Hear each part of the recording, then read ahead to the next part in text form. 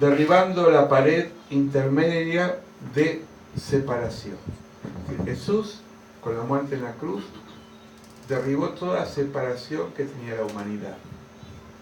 Eso lo hizo en su muerte en la cruz del Calvario. La única persona, hombre Dios, Jesús, el Hijo de Dios, que pudo conciliar la humanidad por medio de su muerte en la cruz. No hay político, no hay embajador, no hay presidente en el mundo que pueda hacer la obra que hizo Jesús. Siempre las obras humanas siempre tienen un interés, muchas veces hasta mezquino, pero Jesús incondicionalmente dio su vida para que tengamos nosotros esto que es la unidad del Espíritu. Efesios 2:14, porque el mismo es nuestra paz. Es decir, ¿quién es nuestra paz? Jesús. Jesús. De ambos pueblos hizo uno solo, derribando la pared intermedia de separación. Yo puede haber más, pero para mí hay 4 puntos de separación que hoy vive la humanidad. Y muy, muy fuerte. La separación racial. Vemos cómo el racismo está instalado en todo el mundo. Hoy lo hablamos justo en la mesa, ¿no? Cómo se discriminan las personas que son de otros países. Incluso dentro de Argentina parece medio irrisorio, ¿no? Pero, bueno, está Marina, santiagueños y tucumanos, se cargan, se ponen apodos, unos que son muy lentos y otros son muy rápidos. No sé, yo vengo de familia italiana y de parte de mi madre españoles y mi padre italiano, y cuando se encontraban a la mesa se cargaban mucho, decían que los gallegos eran más brutos que un adoquín y los tanos más así, testarudos, ¿no? A veces son bromas pesadas y a veces no, depende cómo cada uno las tome.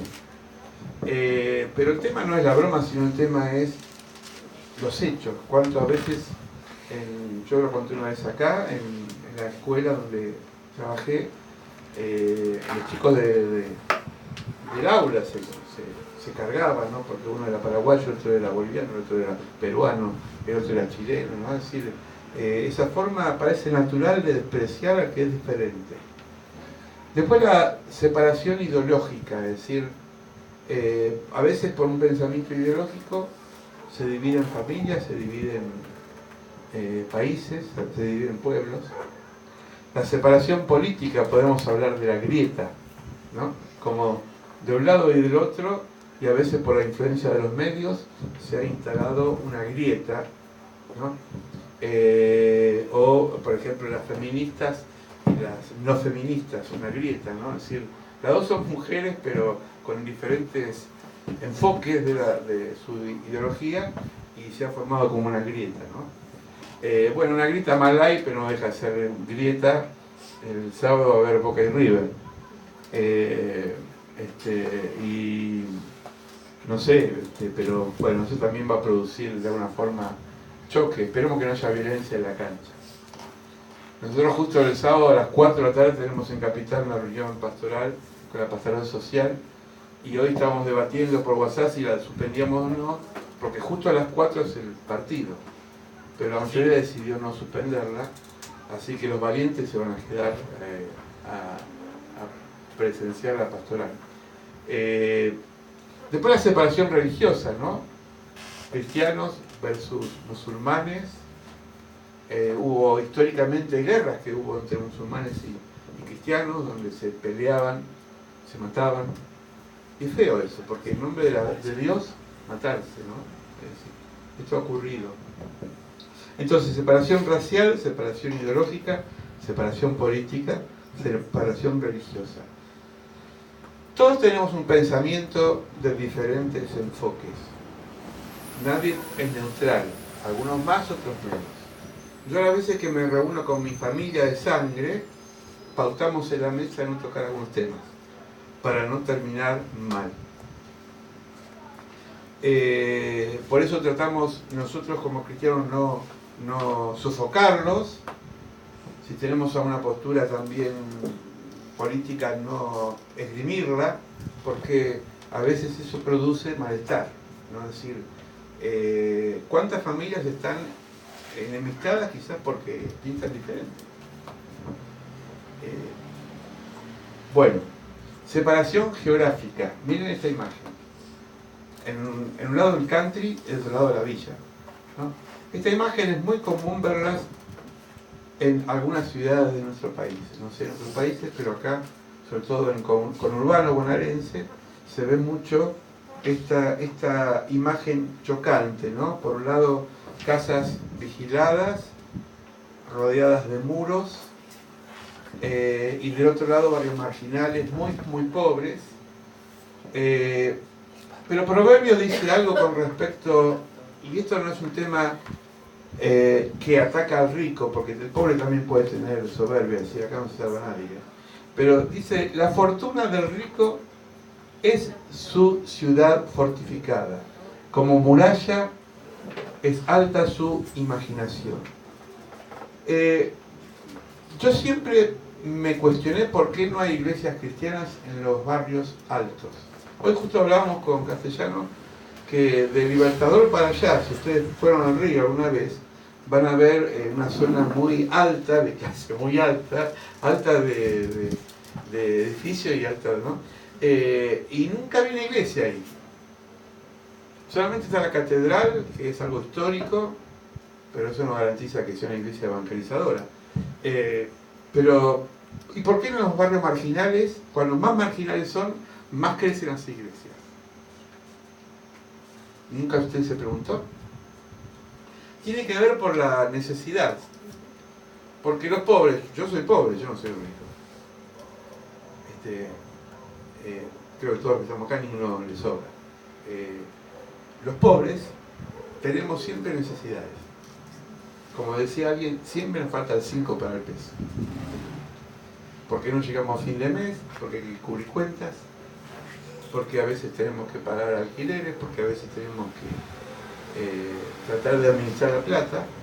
Entonces, al menos el dinero no se convierte en nuestro Dios. Ahora, ¿qué pasa con aquel que tiene, por ejemplo, una cuenta bancaria abultada y está pensando y no duerme, que quizás viene un corralito, que quizás viene, no sé, un devasaje económico, y encima por miedo y para cubrirse de un país inseguro, deposita su dinero en las Islas Caimán o afuera, ¿no? Es decir, hay de eso, ¿no? No son la mayoría. Argentina tiene 40 millones de habitantes, según el censo. Se calcula que el 1% es el que tiene el poder adquisitivo más sólido. El resto, es decir, los 39 millones y pico, somos pobres. O de clase media. Pero el tema no es ser pobre o ser rico, el tema es cuando eso produce una reacción de violencia. Violencia visual. Violencia visual. ¿Cómo puede ser que en un lugar haya tanto lujo y muy cerquita hay tanta pobreza? ¿Cómo puede ser que haya iglesias muy poderosas económicamente, hay iglesias que no pueden ni siquiera subsistir para pagar el alquiler y tienen que cerrar? ¿Cómo puede ser que hay personas que tienen hectáreas de tierras y nosotros estamos todos hacinados porque no podemos? Apenas una plantita en un cantero porque no tenemos, ¿no? Yo no hablo que tiene, quizás en el caso de ustedes, campo, pero me refiero acá a la ciudad. La violencia, como decía alguien, la violencia no es solamente que te den una trompada o un tiro o te roben. La violencia también es la injusticia. La injusticia produce violencia. ¿Me van siguiendo? Amén. Es decir, la violencia, la injusticia produce violencia porque uno no puede a veces, sobre todo los que tienen chicos, a veces no saben cómo aparear la situación de la casa y se sienten impotentes. Y yo no digo que por violencia o por impotencia salgan a robar, pero muchas veces se tientan. Y eso es parte de un sistema perverso que hace que muy pocos tengan mucho y muchos tengamos poco o nada, ¿no? Me gustó esta frase: no sobran inmigrantes, sobran racistas. Es decir, no voy a hablar de Argentina, porque Argentina todavía está muy verde la cosa, pero en Estados Unidos, por ejemplo, está sobrecargada la inmigración, a tal punto que el presidente Trump dijo que va a poner carabineros en la frontera y el que cruza, ¡bum!, no le van a preguntar cómo se llama, si es mexicano o si de otro lugar, ¿no? Porque la política de Trump es sobreproteger a los norteamericanos, ¿no?, de adentro. Yo no voy a juzgar si está bien o está mal, cada presidente protege lo que puede o hace lo que puede, pero el tema es que eso produce muchas veces una violencia, porque hay países que la gente no sabe ni dónde rascar la olla porque no tiene dónde comer. ¿Se entiende? Entonces, vivimos en un mundo de emergencia, estamos en una situación emergente. Los que vivimos, yo vivo desde el 85 en Boulogne, vivimos 3 inundaciones en el Bajo de Boulogne, donde tuvimos que convivir con el agua casi hasta la ventana, pero no un día, casi un mes, 2 meses. Tuvimos que irnos a casas, a veces casas que nos prestaban, familias.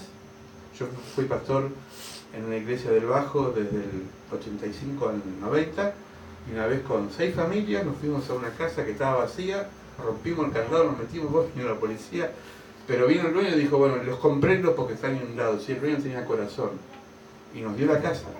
¿Saben qué es una desesperación? La mayoría tenían chicos, bebés, y no podían convivir en el Bajo porque cuando Reconquista se desbordó, las ratas y las víboras empezaron a meterse, claro, todo reptil, todo bicho empezó a meterse. Entonces todo ese tipo de cosas que uno para salvaguardar la familia trata de impedir la infección y eso, producía violencia. Nosotros, Dios nos probó mucho a los pastores del Bajo porque nos unimos. Nunca pude lograr una unidad pastoral en tiempos de sequedad, pero cuando vino la inundación nos reunimos por necesidad. Oramos juntos, cocinamos juntos, hicimos una olla popular más grande que así, inmensa, para 50, 60 personas. Y creo que no me olvido más esa experiencia. Ahora, Dios tiene que permitir que pase esas catástrofes, a veces para sacudirnos y decir, levántense. Uno cuando está bien, no se calienta, vamos a hablar en criollo. Está todo bien. Pero cuando premia la cosa, uno empieza a ponerse las pilas. ¿Sí? Es decir, pasa eso. Entonces, nosotros tenemos que saber si somos constructores de puente como cristianos o levantamos muros. Ahora vamos a ver cuántos muros que dañan la vida y la convivencia. Los niños no tienen prejuicios. Un niño negrito o blanco o japonés o chino o asiático, mejor dicho, se puede jugar juntos y no van a decir, es negrito, ¿no? Pero los grandes sí. Los grandes, los seres humanos, a partir de los niños adolescentes también empiezan a ser racistas, ¿no? Pero los chicos chiquititos son puros y juegan juntos y se quieren. Yo me acuerdo de una sobrinita que tenía un poquito más que mía, tenía 5 años, la hija de mi hermana, y mi hermana hubo un periodo de decadencia económica en la familia de mi hermana es de clase media, y la llevó a una escuela pública, siempre llevó a los hijos a la escuela privada. Y entonces estaba mi hermana comiendo con sus amigas ahí, a la hora del té, todo, Paquita, y viene mi sobrina y dice, nos sacaron de la escuela porque teníamos todos piojos. Y mi hermana, cállate, ¿lo puedo borrar eso? No, mi hermana ya lo sabe y lo cuenta con alegría, como por una anécdota, ¿no? Pero los chicos no miden, no, yo no voy a hacer quedar mal a mi mamá porque voy a decir que en la escuela había piojos. Uno grande sí va a inventar historia, va a decir que pasó algo, un accidente, se cortó la luz, porque somos caritones, ¿no? Pero los chicos dicen lo que son. Mi propia sobrina, ya que estoy con María Laura, que la quiero mucho, cuando tenía 6 años, mi hermana contó una anécdota que siempre también no me la olvido. Iba en el subte y subió así como Richard, un enanito, y ¿vieron los nenes? Le tiraba la pollera. Se la veía venir mi hermana, porque ella tenía un vozarrón, mi sobrina fuerte. Callate, Mari, decía. ¿Por qué ese hombre no crece? Dice. Y mi hermana, tierra, abrite tierra, tragame. ¿No? Los chicos no tienen pluritos. Nosotros sí.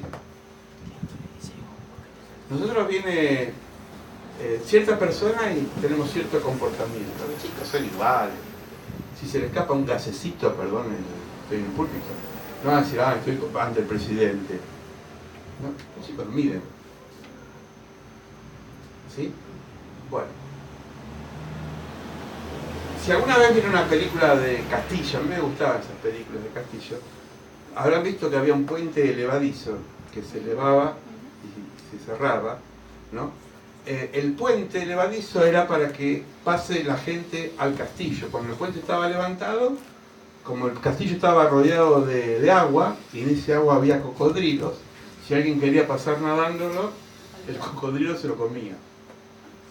Entonces, ¿qué hacía el puente? Conectar a lo que serían los plebeyos, la gente, al castillo.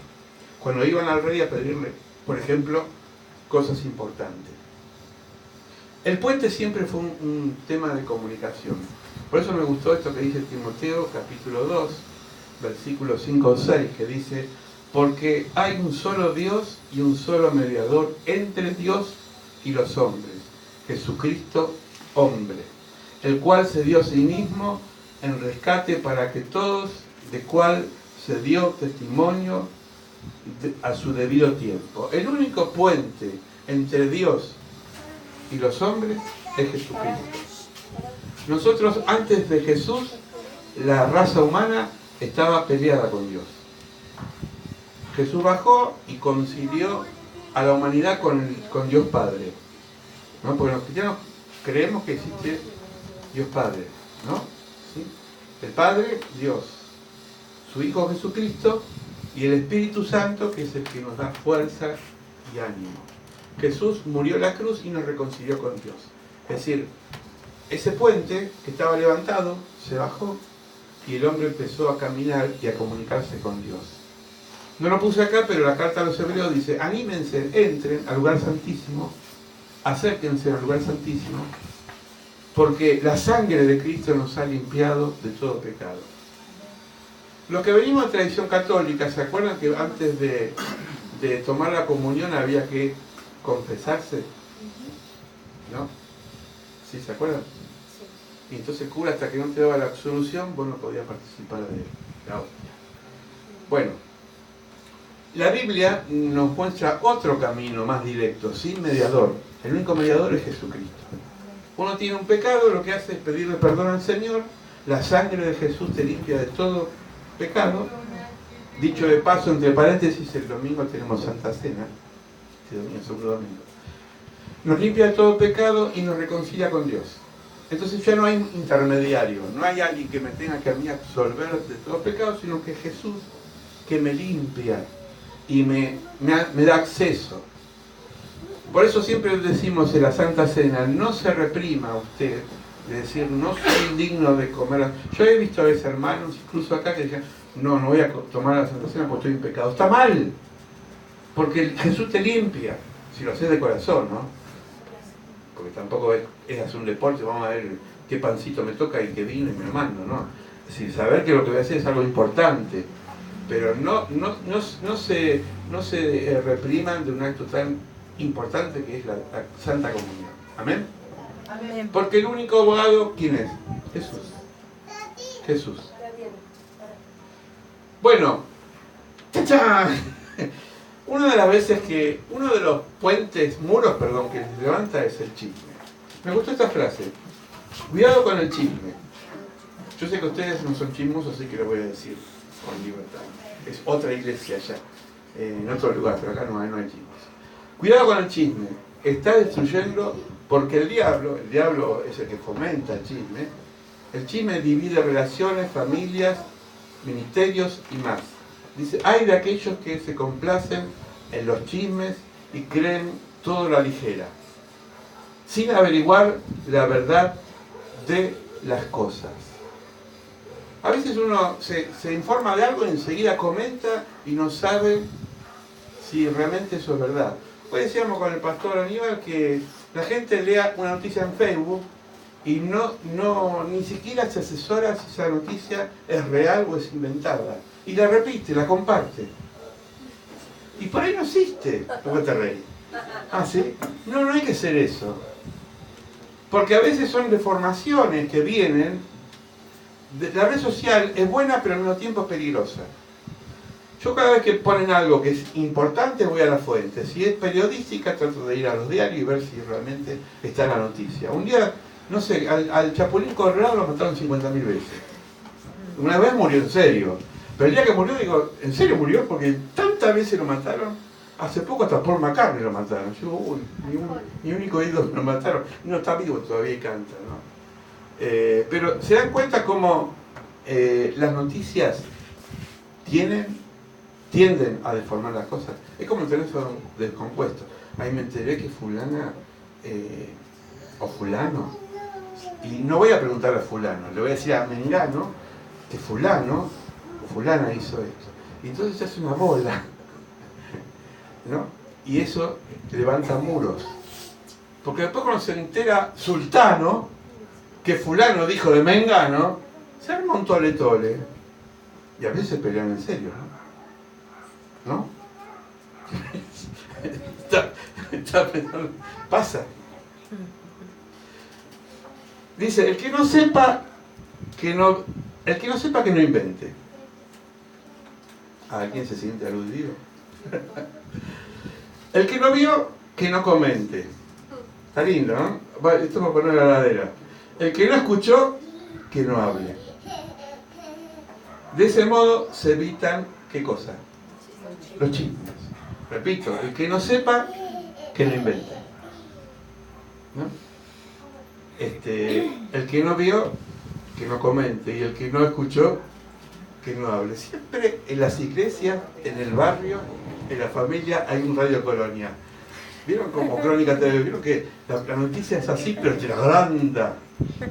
Y vos decís, yo una vez, yo fui 2 años diariero, y en el puesto de diario había en Crónica siempre agrandando las cosas, y en el diario decía, mató a 5 de un golpe. Yo la flauta, un título así, y abajo decía, mató a 5 gallinas en un golpe.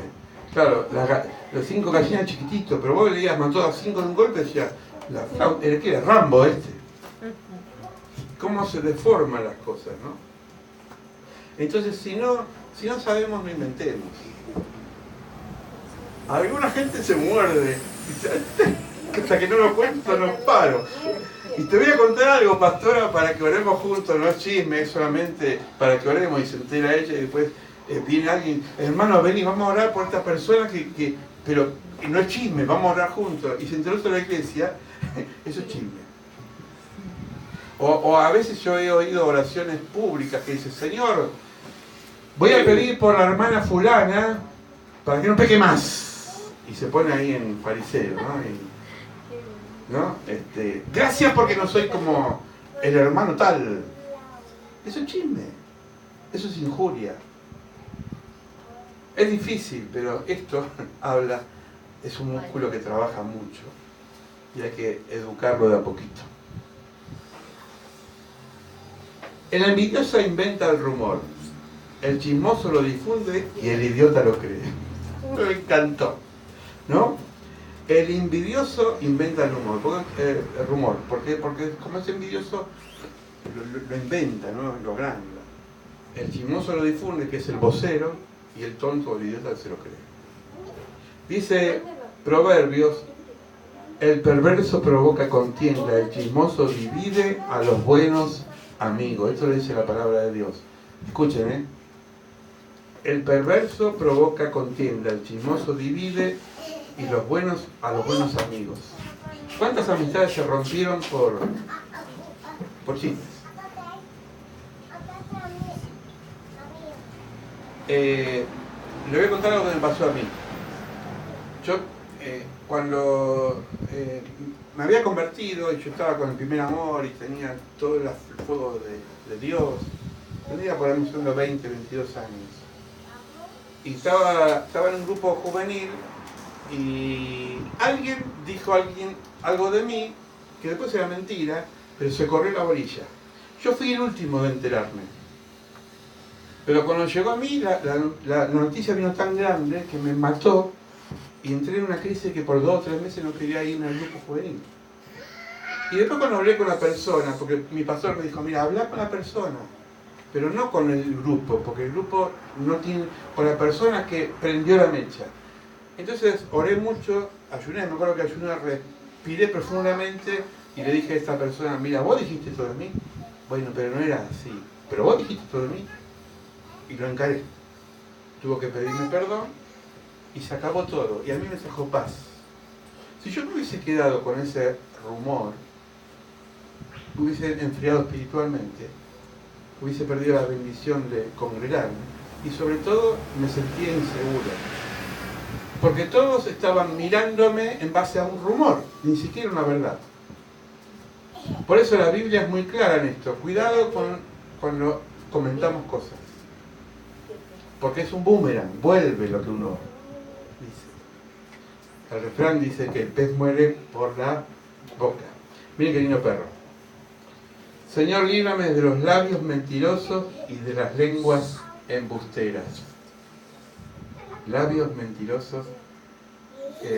Un pastor conocido escribió un libro que se llama Gente Tóxica, que dice hay que alejarse de las lenguas embusteras y los labios mentirosos, ¿no? ¿Qué diferencia hay entre un embustero y un mentiroso? Son parientes. El embustero viene de la palabra de embestir. Es mitómano, inventa historias.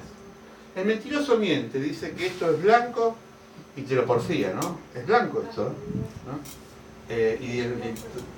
Pero el embustero dice, no es blanco, pero tampoco es negro.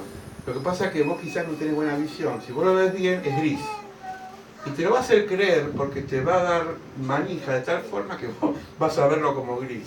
Es decir, el embustero te infla, ¿no? ¿no? Pero te infla. Y vos te lo crees.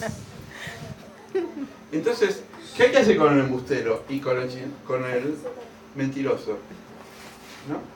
Es decir, no oírlo. Orar por él sí, pero no engancharse. Ahora, hay gente que busca a sus aliados, ¿no? Si uno es chismoso, dice que se atraen, como el imán. Se juntan. Yo de chingolo teníamos, mi mamá, después falleció mi mamá y lo tenía mi papá. Teníamos una tienda, un negocio. Mi papá, como todo hijo de italiano, tenía el arte de ponerle sobrenombre a la gente. Y había las tres chismosas, le había puesto las 3 Marías. Y se juntaban las 3, ¿vieron como las 3 Marías del cielo, las 3 estrellas? Se juntaban las 3 en la esquina, pero así en forma lineal. Y empezaron a ver en el barrio como... Yo digo, en esa época no había cámaras, no había vigilancia. Pero las 3 Marías sabían hasta el calzoncillo que usabas vos. Porque se enteraban de todo. Tenían un arte, claro, primero que estaban al divino botón como timbre de bóveda, así no servían para nada. Estaban ahí, no tenían actividad. El ocio hace que esto trabaje mucho. Y entonces se juntaban. Y cuando venían al negocio a comprarle a mi papá, yo era chiquito, pero me acuerdo que Saldo Luis le contaba vida y obra de toda la gente del barrio. La mitad era mentira. La otra mitad era duda. ¿Vieron como en las noticias que te instalan? Ahora descubrieron que Nisman no lo mataron, se suicidó. Después que inventaron toda una mentira para desprestigiar a una persona. Pero los medios te mienten, te instalan, ¿no? Te instalan inseguridad. ¿Hay inseguridad? Sí, hay inseguridad. Siempre hubo inseguridad. De que el hombre es hombre. Siempre hubo inseguridad. Pero te lo instalan de una forma que vos cuando salías a la calle salías así, a ver si te venía alguien de atrás. No es para tanto, pero te instalan. Por eso necesitamos nosotros tener discernimiento y saber que hay cosas que no son honestas, no son verdaderas. Son mentiras, ¿para qué? Para vender. Hay noticieros que están todo el día, yo ya no los miro. Pero el mismo que entró en un negocio a robar, a la mañana te lo pasa al mediodía, a la tarde, a la noche, cuando estás durmiendo. Y te lo mete. Y vos decís, ay, qué noticia, me da miedo. Pero hay otras cosas que no te la van a pasar. Las cosas buenas no te la van a pasar. Mis queridos hermanos, dice Santiago el apóstol, tengan presente esto, todos deben estar listos para escuchar. Listos para escuchar. Escuchen. Ser lentos para hablar, no al revés. Y para enojarse. ¿Cuántas veces nos enojamos porque somos ligeros para decir las cosas? Se me escapó. Y cuando se te escapa, ¿cómo frena eso? ¿No?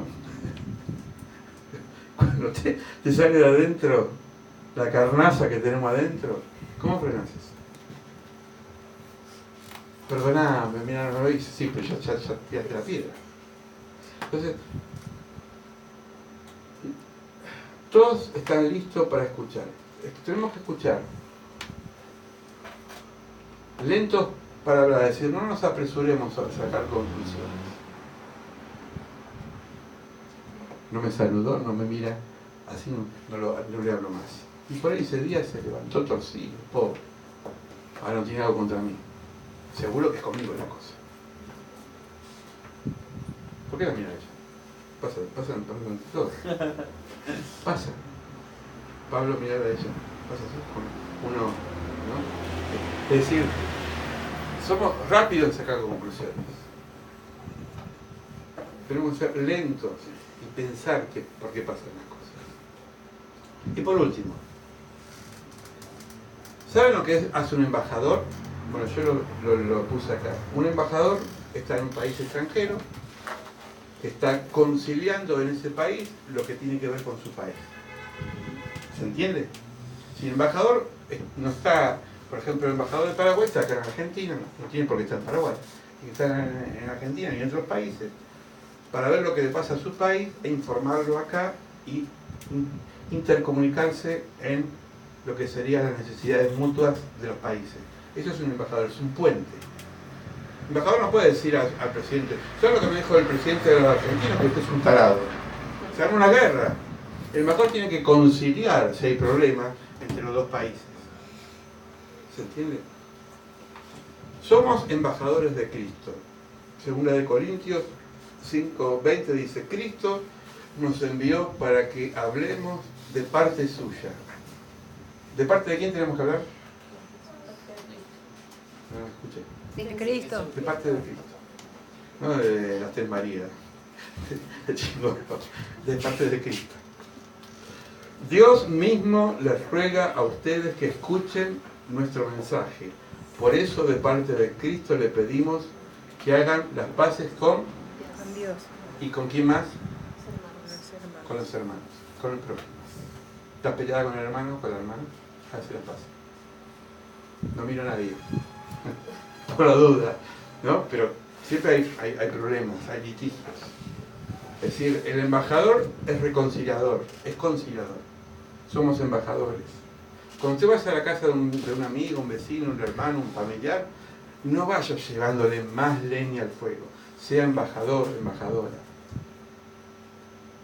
Y si el hermano o la hermana te dice, bueno, pero habló mal de mí, bueno, pero por ahí no tuvo, es decir, trate de bajar las aguas, por ahí no tuvo un buen día.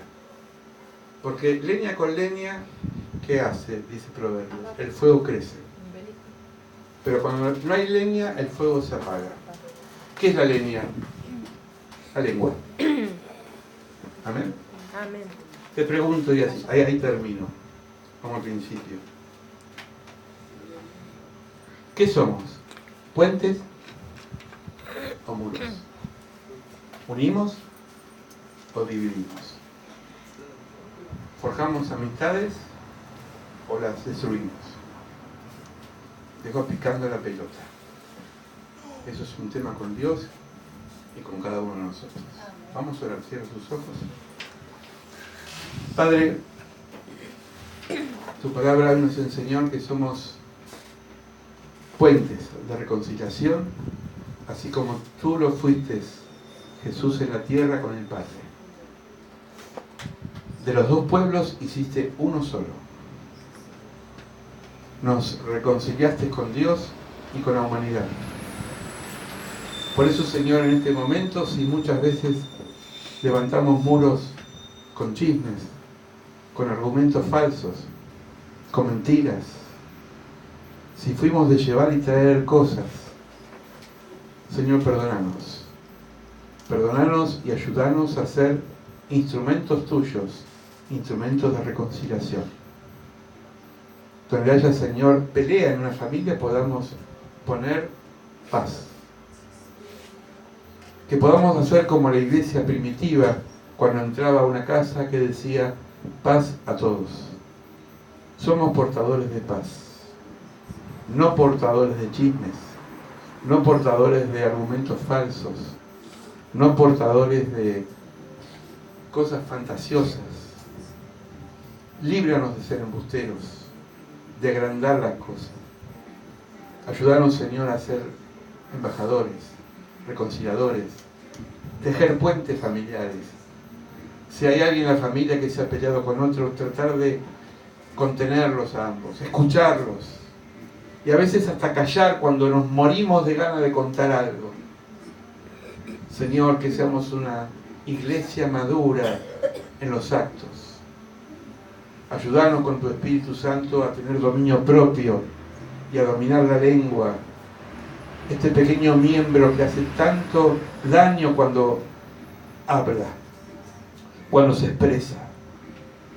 Hemos visto parejas rotas, matrimonios, familias, padres con hijos, hijos con padres, tíos, hermanos, primos, divididos por chismes, por injurias, por situaciones, Señor, de chimento.